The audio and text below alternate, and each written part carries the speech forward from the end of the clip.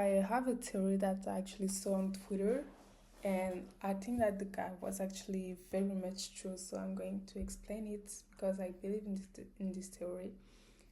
So my theory is that in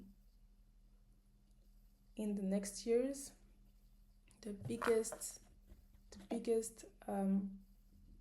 flex in life would be to be able to think by yourself and to be able to not necessarily rely on technology in your thoughts process and in your hobbies. Like the biggest flex now will be hobbies that doesn't necessarily necessitate the using of technology. How can I explain that? Um, we are going to see and to remark that in our societies, the smartest people will be the people who actually won't have to use technology in order to write, explain things, and talk, you see, and learn in general. And how can you actually be part of this group? I think that you can actually be part of this group by keeping your old school way in the things that you're doing and being very much old school. So basically, by writing on in a notebook, writing on a paper with a pen and a paper, writing in a notebook,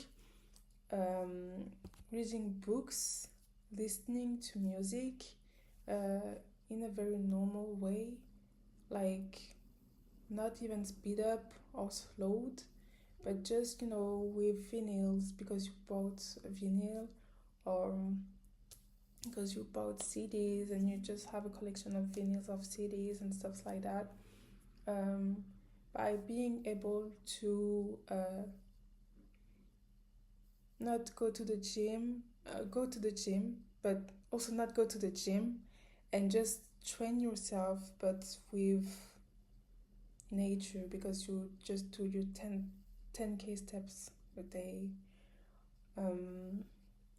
By learning new skills such as mastering new languages, mastering the art of public speaking, being creative, stuffs like that. So the more you will be able to work on this. I feel like the less you will also be able to be seen as smart. We have this expression in France that is au pays des aveugles, les borgnes sont rois. So, in the world of blind people who actually only have one eye are the kings, are the masters. So, this is the same thing.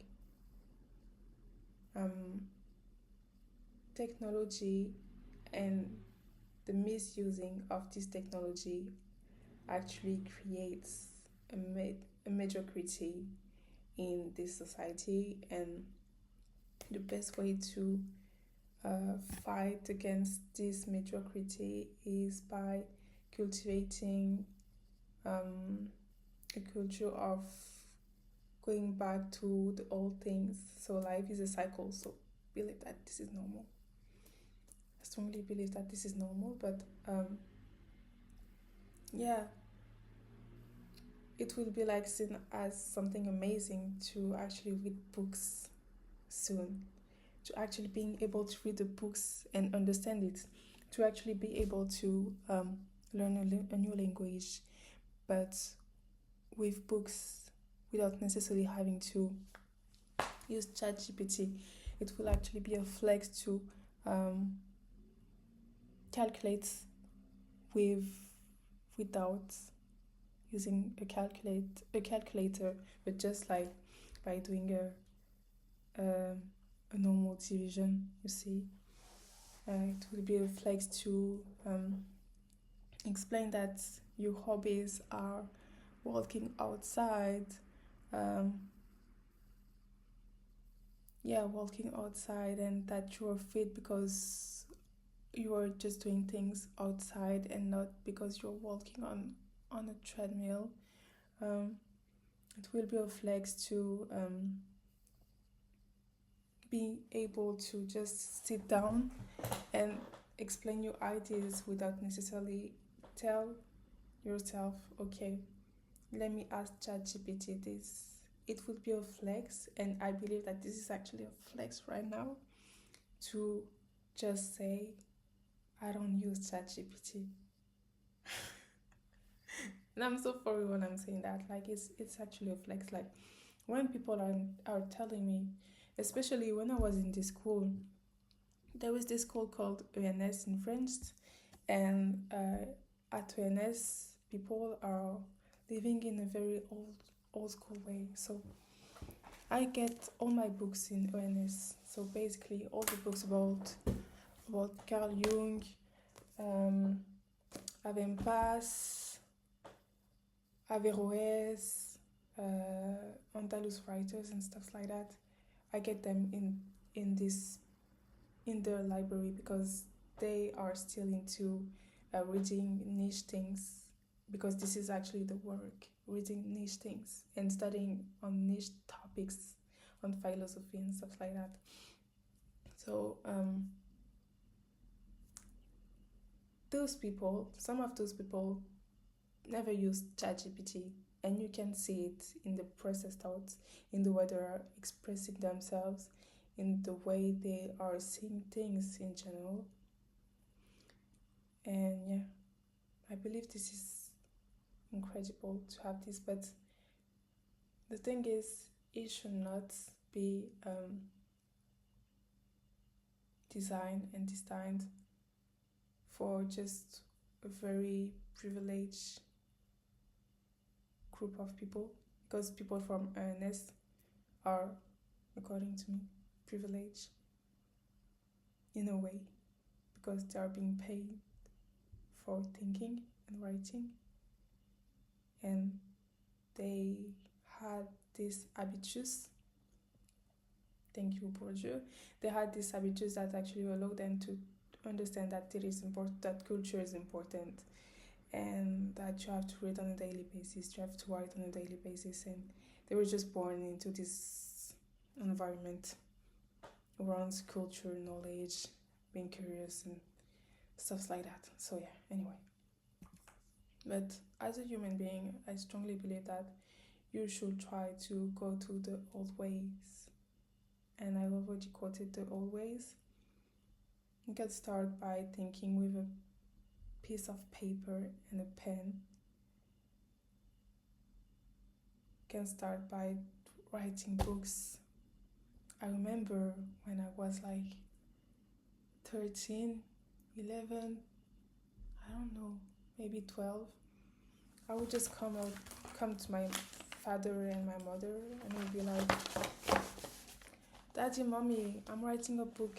This is my first manuscript, you see. Now I'm thinking that I can do it, actually, because I was going to say that. Now I'm thinking that I cannot do it. Actually, I can do it, but the process will be longer, much longer, because I had this habit of, I have an issue, I have something, I'm going to ask ChatGPT. I have this thing, I'm going to ask ChatGPT. And I was using it firstly as a tool, as an assistant. And then progressively it became a sort of second brain. But this brain wasn't necessarily very relevant, but I didn't care because it was representing a sort of form of authority in my head. Like, if ChatGPT said it, then it means that it's true, even though it's not true. And I'm still paying for that because I need it for school. But sometimes I just wish I was just less using it. So that's what I'm doing right now. I'm using it only for school, when I have questions, when I want to learn math, when I want to have more exercise, but I won't use it for philosophy. So if I want to try to understand a text that Ibn Bagher wrote, I would take a piece of paper and a pen, and I would just write and read the page so many times, 1 time, 2 times, 3 times, twice, 5 times, I don't care, until I understand the text. But I'm not going to ask ChatGPT, okay, there's this page, explain to me. Because I had this thing also, I was helping a friend for an academic research, and they were talking about the notion of merit and deserving when in the AI world, you see. And we had this thing where I was supposed to be a consultant, and a company was consulting me because they wanted to increase their chiffre d'affaires, their revenues by 10%. And I had to implement a genuine strategy and write it. I was supposed to write like a sort of mini text, you see, with an introduction, like a memo. And I was like, my first